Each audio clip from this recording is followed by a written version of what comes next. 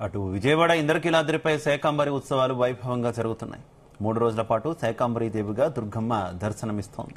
అమ్మవారి మూల విరాట్ను వివిధ రకాల పండ్లు, కూరగాయలు, ఆకుకూరలతో అలంకరించారు.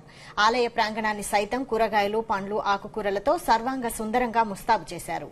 ఇంద్రకీలాద్రిలో ఉపాలయాలకు కూరగాయలతో తోరణాలు కట్టి ప్రత్యేకంగా అలంకరణ చేశారు. దర్శనానికి వచ్చే దుర్గమ్మ భక్తులకు అమ్మవారికి అలంకరించిన కూరగాయలతో కదంబం ప్రసాదం ఉత్సవాలు జరిగే 3 రోజుల పాటు పంపిణీ చేయనున్నారు.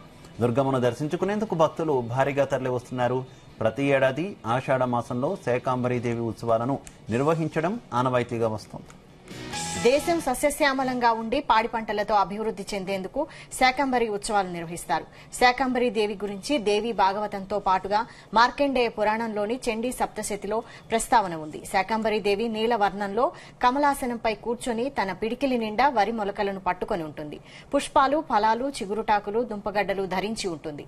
శాకంబరీ దేవిని భక్తితో పూజించి ధ్యానిస్తే అమృత ఫలాలను అతి శీఘ్రంగా పొందుతారని చెబుతుంటారు.